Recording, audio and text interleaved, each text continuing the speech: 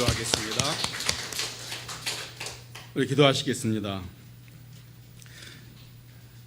그러므로 이르시기를 잠자는 자여 깨어서 죽은 자들 가운데서 일어나라. 그리스도께서 너에게 비추이시리라 하셨느니라. 하나님의 말씀은 진리의 말씀입니다. 진리의 말씀으로 저희를 깨끗게 하여 주옵소서. 예수 그리스도 이름으로 기도합니다. 아멘. 요즘 날씨가 무척 덥지요. 그래서 우리나라는 사계절이 있어서 참 좋습니다. 만약 1년 내내 이런 무더위가 계속된다면 참 지내기가 좀 어려울 것 같습니다. 또한 우리가 이런 날씨를 통해서 더운 나라에 살고 있는 우리가 그런 사람들도 우리가 이해할 수 있게 됩니다. 제가 질문을 하나 드리겠습니다. 이게 어떤 책에 대한 질문인데요. 이 책은 성경 다음으로 가는 그런 귀한 책입니다. 또 이 소설은 영생으로 인도하는 최고의 백과사전이기도 합니다. 또 인도의 그 무저항 운동으로 유명한 그 간디조차도 이 책을 읽고는 영어로 쓰인 가장 아름다운 책이다라고 이야기를 했습니다. 또한 그 설교의 황제라고 하는 찰스 스펄전이 100번이나 읽었던 책입니다. 그러면 이 책은 어떤 책일까요? 어떤 책이기에 이렇게 엄청난 칭송을 받았을까요? 바로 이 책은 존 번연이 쓴 철로 역정이라는 그런 책입니다. 너무나 귀한 책이고 중요한 책이기 때문에 여러분도 기회가 되시면 한번 읽어보시면 좋을 것 같습니다. 뭐 책으로 읽기 힘들다 그러면 요즘은 그 만화로도 나왔으니까 만화로도 보시면 좋을 것 같습니다. 자, 우리 그 책의 내용 중에 이제 구원을 받은 그 주인공 크리찬이라는 사람이 도성인 천국을 향해 걸어가는 도중에 길 옆에서 잠을 자고 있는 장꾸러기 셋을 만나게 됩니다. 그 사람들의 이름은 각각 무지, 또 게으름, 거만이었습니다. 근데 이 세 사람의 발에는 다 새 고랑이 차여 있는 것입니다. 그래서 이 주인공은 이 거친 들판에서 새 고랑을 찬 채 자는 것은 너무 위험하다 싶어서 그들을 막 깨우기 시작했습니다. 여보세요, 일어나세요. 당신들이 이렇게 위험한 잠을 자고 있습니다. 제가 이 쇠사슬을 풀어줄 테니까 빨리 일어나세요. 그래서 그들 세 사람은 이 주인공인 크리찬을 힐끔 보더니 귀찮은 듯이 각자 한마디씩 합니다. 먼저 무지라는 사람은 이렇게 이야기합니다. 위험하긴 뭐가 위험해? 그리고는 또다시 잠을 잡니다. 또 게으름이라는 사람은 난 잠을 좀 더 자야겠다 하면서 또 잠을 잡니다. 그리고 이제 마지막 거만이라는 사람은 당신은 당신 일이나 잘하지 왜 남의 걱정을 하느냐, 우리는 누구의 도움도 필요 없다, 사람은 다 제각기 살아가기 마련이다 라고 이렇게 말하고는 세 사람이 모두 다 잠이 들어버렸다고 합니다. 우리 교회 안에도 이런 영적인 잠꾸러기가 있을 수 있습니다. 대개 세 가지 유형으로 나눌 수 있죠. 철로 역정에 나오는 그 무지와 같이 뭘 잘 몰라서 영적으로 잠자고 있을 수 있고, 또 게으름과 같이 알지만 그러나 게을러서 계속 잠을 자고 있는 사람도 있을 수 있으며, 또 거만 이와 같이 교만해서 또 다른 사람들의 그런 권면을 무시하고 자고 있는 사람도 있을 것입니다. 사실 우리가 그 현대인들은 어찌 보면 이 게으름하고는 굉장히 별로 관계가 없는 듯 합니다. 왜냐하면 대부분이 다 너무 바쁘게 살아가고 있기 때문에 그렇습니다. 근데도 아이러니하게도 현대인의 가장 큰 문제는 무엇이냐? 우리가 너무 바쁜 데 있는 것입니다. 그래서 이 현대인들에게 영적으로 가장 큰 문제는 무엇이냐? 우리가 너무 바빠서 바로 하나님에 대해서, 또 영적인 문제에 대해서는 우리가 놀라울 만큼 게으르다는 그 사실인 것이죠. 오늘 설교 제목이 영적인 게으름입니다. 사실은 설교자인 저도 이 제목으로 설교하기가 좀 부담스러운 부분이 있습니다. 예. 그렇다고 해서 이 설교가 누구를 지칭해서 하는 설교는 아니고, 예. 우리가 다 이 설교 말씀을 통해서 우리가 영적으로 저와 여러분들이 다 한번 점검해보자라는 의미에서 우리가 한번 이 설교 제목을 생각했던 것입니다. 우리가 영적 게으름을 이야기하기 전에 먼저 우리가 일반적인 게으름에 대해서 우리가 한번 생각해 보죠. 일반적인 게으름, 우리가 다 아는 것들이죠. 근데 과학에는 이런 법칙이 있습니다. 뉴턴의 운동 제1의 법칙이라는 것이 있습니다. 그것은 무엇이냐? 움직이는 물체는 계속해서 움직이려고 하는 경향이 있다. 또 정지해 있는 물체는 계속 그 정지한 채로 있으려는 그런 상태에 유지하는 그런 성질이 있다라는 것이죠. 근데 이 법칙이 사람에게도 적용되는 듯 합니다. 우리 사람들에게는 다 누구나 각자 해야 될 의무들이 있습니다. 주어진 일이 있고 그것을 끝마쳐야 되는데, 어떤 사람들은 그것을 중단한 채 그것을 계속하지 아니하고 하더라도 아주 천천히 하려는 그런 경향이 있습니다. 바로 그것을 우리가 1차적으로 게으르다라고 표현하는 것이죠. 또는 나태하다, 또 태만하다라고 이렇게 이야기합니다. 그럼 우리 이 성경에서는 게으름에 대해서 어떻게 이야기하고 있나요? 성경은 게으름에 대해서 많은 이야기를 하고 있습니다. 특히 구약에서는 잠언에서 이 게으름에 대해서, 또 게으른 사람에 대해서 아주 경고를 많이 하고 있지요. 뿐만 아니라 신약에서도 데살로니가 후서 3장 10절에서 사도 바울은 뭐라고 이야기하냐? 일하기 싫어하거든 먹지도 말라라고 이렇게 말할 정도로 아주 게으름에 대해서 강하게 이야기하고 있죠. 오늘 우리가 읽은 구약 성경 말씀에도 보면 여러 구절들이 있죠. 잠언서 26장 13절에 게으른 자는 길에 사자가 있다, 또 허리에 사자가 있다 라고 이렇게 변명을 합니다. 또 문짝이 돌짝기를 따라서 도는 것 같이 게으른 자는 침상에서 돈다라고 이야기하고 있습니다. 바삐 움직이지만 그러나 침상에서 더 이상 나가지 않는 바로 그런 자들이 게으른 자들인 것입니다. 또는 심지어는 게으른 자는 사리에 맞게 대답하는 7사람보다 자기가 더 지혜롭다라고 여깁니다. 아주 교만한 그런 마음들이 있는 것이죠. 바로 이런 거 외에도 게으른 자에 대한 경고의 말씀은 참 많이 있습니다. 근데 우리가 주의할 것은 무엇이냐? 이 분주함을 가장한 또 게으름이 있다라는 것입니다. 분주함을 가장한 게으름이 있다. 이 분주함과 게으름은 어떻게 보면 상반된 개념인데, 이 말은 무슨 말인가? 그러니까 게으르다는 것은 단순히 일을 안 하거나 태만히 하거나 천천히 하거나 그런 것만을 의미하고 있지는 않습니다. 특히나 우리가 영적인 면에서 게으르다라고 이야기할 때는 그 내용이 다 달라지는 것이죠. 영적인 게으름이라는 것은 자신의 그 육신적인 일상생활에서는 계속 바쁘게 행동하지만, 그래서 바쁘지만, 그러나 영적인 문제, 특히나 자기의 그 신앙적인 문제와는 전혀 상관없이 바쁜 것을 의미하는 것입니다. 따라서 그런 사람들은 당연히 하나님이 원하시는 것을 알 수가 없고, 또 그렇기 때문에 하나님 뜻대로 사는 것은 어찌 보면 어려운 것이 당연한 것으로 알 수 있습니다. 바로 우리가 그것을 영적 게으름이라고 말할 수가 있는 것입니다. 우리가 좀 더 엄밀히 이야기해 보면 일상생활은 굉장히 바쁘고 힘들지만, 또 교회 나와서 열심히 봉사하는 것 같지만 외형적으로 봤을 때는 아무 문제가 없습니다.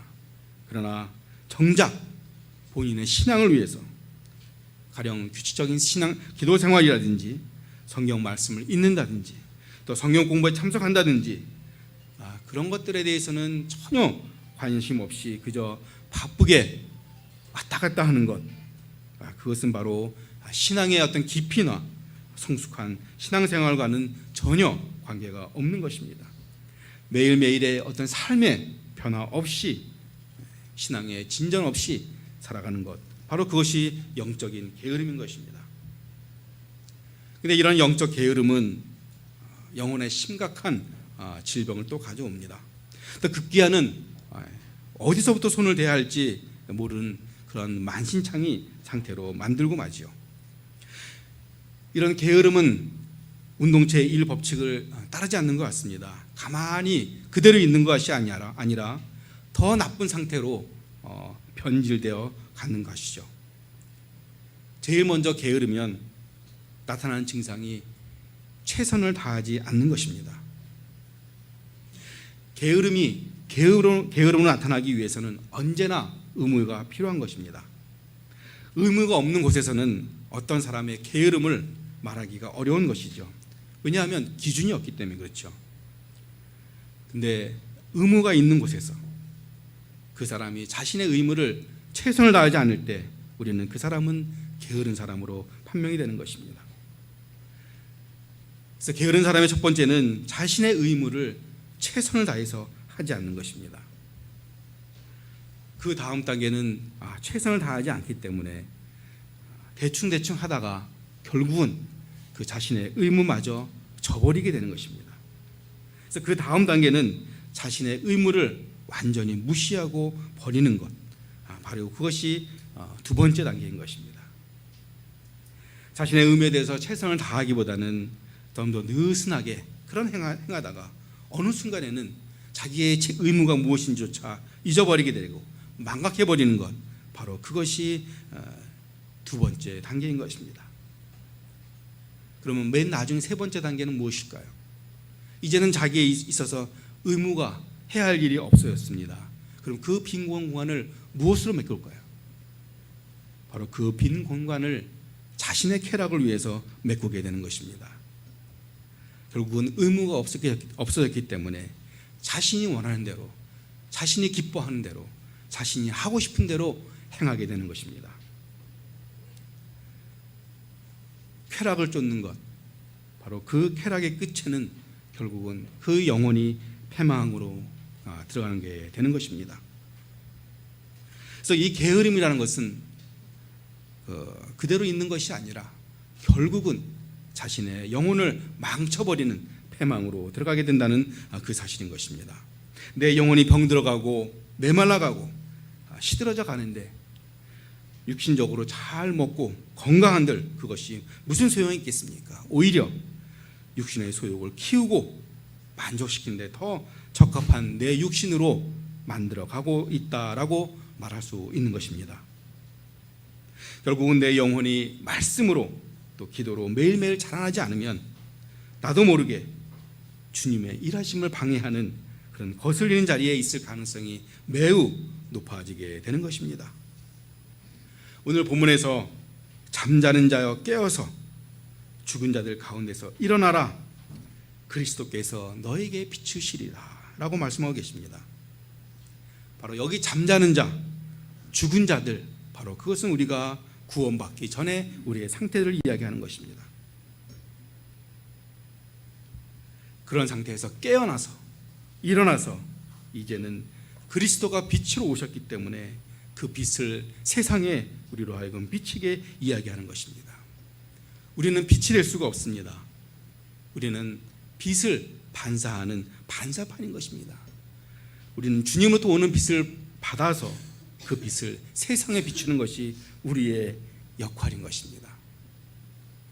바로 이것은 내 능력으로, 내 힘으로 세상을 바꾸려는 것이 아니라 바로 예수님의 능력으로, 예수님으로부터 오는 그 힘으로 우리가 할 수 있다는 것을 분명하게 말씀을 하고 있는 것입니다. 우리는 하나님의 은혜로 어둠에서 빛으로 옮긴 자들인 것입니다. 내 능력이나 내 지각으로 구원을 받은 것이 아니라 하나님의 은혜로 값없이 선물로 받은 것입니다. 그래서 우리가 그것을 복음이라고 이야기하는 것입니다. 이제 어둠에서 빛으로 옮겼기 때문에 우리는 빛의 일들을 해야 하는 것입니다. 사도 바울은 16절에서 세월을 아끼라 라고 이야기하고 있습니다. 여기서 이 세월은 그냥 흘러가는, 그냥 단순히 시계와 같이 흘러가는 그런 크로노스가 아닌 카이로스를 의미하는 것입니다. 즉 하나님이 구원하여 특별하게 부여하신 그 시간을 의미하는 것입니다. 우리가 왜 세월을 아껴야 되는가? 왜냐하면 그 때가 악하기 때문에 그렇습니다. 때가 악하다는 의미는 이게 양쪽으로 적기 때문이 아닌 것입니다. 바로 질적으로 악하기 때문에 그렇습니다. 지혜로운 사람은 악한 시대에 살면서 그 악한 시대 속에 흘러가지 않고 모든 기회를 선용해서 악을 대항하고 선을 행해야 되는 것입니다. 우리 그리스도인에게는 사실은 게으름을 필 여지가 없는 것이죠. 왜냐하면 우리가 세월을 아껴야 하기 때문에 그렇습니다. 그러나 어떤 신자가 이렇게 이야기합니다. 자신의 구원은 어떠한 변화도 없이 그저 하나님부터 받은 선물이기 때문에 자기의 삶으로 변화된, 하나님은 자기의 삶에 어떤 변화된 것을 기대하지 않는다. 나는 현재 그대로 있으면 되겠다라고 그렇게 생각할 수도 있습니다. 만약 이런 생각이 든다면 그 사람은 금방 신앙적으로 게으른 사람이 될 것입니다. 그러나 에베소 2장 10절에 뭐라고 이야기했느냐? 우리는 그의 만드신 바라 그리스도 예수 안에서 선한 일을 위하여 지으심을 받은 자니 이 일은 하나님이 전에 예비하사 우리로 그 가운데서 행하게 하려 하심이니라 라고 말씀하셨습니다.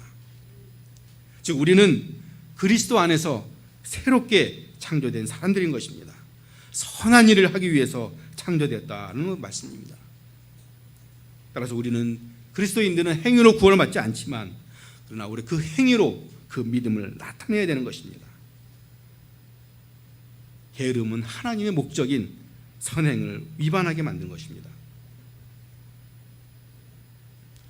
우리는 종종 노동은 아담이 타락한 이후에 생긴 것이다 라고 생각하는 경향이 있습니다. 근데 그렇지 않지요. 바로 노동은 아담이 타락하기 이전 에덴 동산에 있을 때부터 이미 노동을 갖고 있었던 것입니다. 그래서 이게 아담은 하나님이 창조하신 그것들을 경작하면서 또 유지하면서 창조하신 동식물들의 이름을 붙이면서 아담은 일을 하였던 것입니다. 그러나 타락한 이후에는 그 아담의 노동의 결과가 다르게 바뀌었습니다. 원하는 대로 노동한 만큼 나오지 않게 바뀐 것이 바로 아담이 타락한 이후의 결과인 것입니다. 노동 그 자체는 하나님의 축복입니다. 그러나 그 노동에 대한 대가는 죄의 결과로 바뀌어버린 것입니다. 우리가 노동을 통해서 즐거움을 느끼고 또 노동을 통해서 우리의 삶의 존재를 우리가 종종 느끼게 되는 것입니다. 우리가 게으르다는 것을 표현할 때 우리는 종종 성경 구절에 있는 이 구절을 인용을 하죠. 마음은 원이로되 육신이 연약하다. 마태복음 26장 41절 말씀을 인용하면서 우리는 변명 아닌 변명을 댑니다. 그러나 우리가 이 구절을 인용할 때 우리가 분명히 알아야 할 것은 우리가 연약하다는 것의 의미를 정확히 알아야 되는 것입니다. 연약하다는 것이 무엇입니까? 우리가 최선을 다해서 우리의 주어진 일들, 우리의 사명들을 다 감당했지만 그러나 그 결과에 대해서는 우리가 담보할 수가 없기 때문에 그 결과는 하나님께 맡기기 때문에 우리는 그것을 우리의 연약함이다라고 이야기하는 것입니다. 그러나 영적으로 게으른 사람은 최선을 다하지 않습니다. 그런 사람들의 특징 중에 하나가 바로 어떤 열정이나 최선을 다하지 않는 그런 모습들을 보이게 되는 것입니다. 우리 인간의 부패성, 자기의 중심적인 욕망을 성취하는 데 있어서는 부지런하지만 그러나 선한 의무를 행하는 데 있어서는 게으른 것이 바로 우리 인간의 부패성인 것입니다. 그런 본성적 게으름으로 인해서 우리는 영적인 변화가 없이는 우리의 그런 본성적인 게으름은 변할 수가 없는 것입니다. 예수님께서 이 땅에 오셔서 우리를 구원하시기 위해 하신 것은 단순히 우리를 생명만 주기 위해 오신 것이 아닌 것입니다. 우리에게 생명을 주시고 예수 그리스도 안에서 풍성한 삶을 살 수 있도록 하기 위해서 이 땅에 오신 것입니다. 우리가 그 풍성한 삶을 살 때 우리가 어떻게 해야 되나요? 우리는 끊임없이 우리 안에 이 내재된 부패된 성을 우리가 없애면서 끊임없는 성화의 노력으로 우리가 그리스도를 닮아갈 때 우리는 그 그리스도 안에서 우리는 풍성한 삶을 살 수가 있는 것입니다. 우리가 이미 비록 구원을 받았고 또 죄와 사망의 법에서 벗어났지만 또 정죄행위 없는 하나님의 자녀가 되었지만 그러나 여전히 우리 안에는 옛사람의 성품이 남아있는 것입니다. 우리가 완전히 옛사람으로부터 자유로워진 것은 아닌 것입니다. 구원받은 우리 안에서 성령으로 거듭난 새 성품이 함께 옛사람과 남아있기 때문에 우리는 날마다 말씀으로 기도로 또한 성화의 모습으로 예수 그리스도를 닮아가는 모습이 우리 안에 있어야 되는 것입니다. 우리는 하나님을 전적으로 의지하고 또 말씀에 순종함으로써 그 부패한 성품으로부터 거룩하고 순결한 우리의 성령의 은혜를 경험하게 되는 것입니다.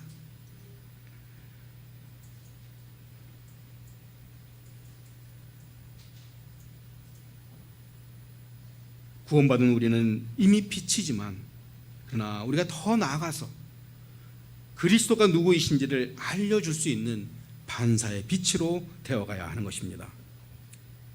즉 우리는 그리스도로부터 빛을 받아서 그 빛을 전하는 반사의 빛이 되어야 되는 것입니다. 그래서 썩어가는 이 세상에 신자로서의 거룩한 정체성을 유지하고 또한 우리가 영적 게으름을 벗어나서 성화를 통해서 우리의 모습들이 점점점 주님을 닮아가는 바로 그러한 모습들이 되어야 될 것입니다. 오늘 우리 서울루트교회에 속해 있는 우리 교인들은 날마다 부지런함으로 하나님의 말씀을 배우고 깨닫고 또 깨달은 것을 실천함으로써 또 순종함으로써 우리 영적으로 날마다 성장하는 하나님의 은혜가 충만히 있으시기를 예수 그리스도의 이름으로 축원합니다. 기도하도록 하겠습니다. 살아계신 아버지 하나님, 저희들을 하나님의 자녀로 불러주시고 또 그리스도 빛 가운데 걷게 하신 아버지 하나님 감사합니다. 그러나 구원을 받았지만 그러나 우리 안에 있는 옛 성품으로 인해서 우리가 아직도 그리스도를 닮아가지 못하고 또 영적 게으름에 빠질 때가 있사오니 주님 그럴 때마다 말씀으로 깨우쳐 주시고 다시 일어나서 하나님을 바라보고 하나님께 나아갈 수 있는 저희로 삼아 주시옵소서. 그래야 우리의 삶이 예수 그리스도의 삶을 닮아가는 성화의 삶들이 될 수 있도록 주께서 인도하여 주시옵소서. 우리의 착한 행실을 보고 세상에 있는 모든 사람들이 하나님께 영광을 돌릴 수 있는 저희들로 삼아 주셨기를 간절히 바라오며 우리를 재성원하신 예수 그리스도의 이름으로 기도합니다. 아멘.